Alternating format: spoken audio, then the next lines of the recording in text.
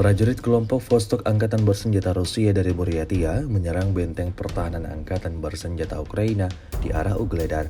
Rekamannya ramai beredar di media sosial Telegram pada Rabu 25 September 2024. Angkatan Bersenjata Ukraina tidak akan pernah lolos dari pandangan mata tentara Rusia. Bagaimana tidak, pemantauan terus dilakukan Rusia selama 24 jam lamanya. Hal ini membuat tentara Ukraina sama sekali tak punya kesempatan untuk melarikan diri.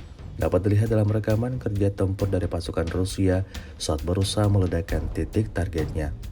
Dituliskan dalam keterangan unggahan, sejumlah tentara Ukraina turut menjadi korban penangkapan militer Rusia.